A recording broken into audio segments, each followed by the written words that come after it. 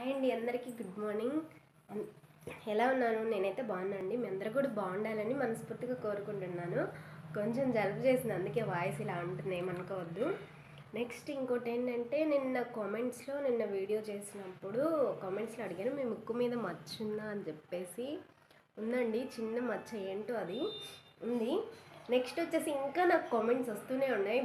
Happy birthday అక్క, happy birthday, చాలా thanks అండి. నేను చెప్తున్నందుకు మీరు నాకు వీడియోస్లో కామెంట్స్లో పెడుతున్నారో ఏమో నాకు తెలియదు, కానీ లేకపోతే రియల్గా పెడుతున్నారా అని చెప్పేసి అనుకుంటున్నాను నేనైతే.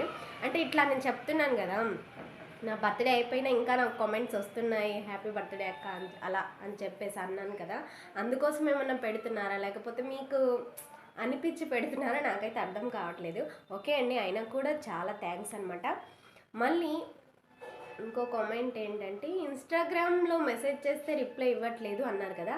నేను మెసేజ్ చేయడానికి కాదండి చెప్పింది, ఇందులో యూట్యూబ్ ఎలా సబ్స్క్రైబ్ చేసుకొని నా ఛానల్ని ఎలా సపోర్ట్ చేస్తున్నారో అందులో కూడా ఇన్స్టాగ్రామ్లో నేను చేసే వీడియోస్ కూడా సపోర్ట్ చేస్తారని చెప్పాను అనమాట. ఇన్స్టాగ్రామ్ ఐడి పేట కృష్ణవేణి.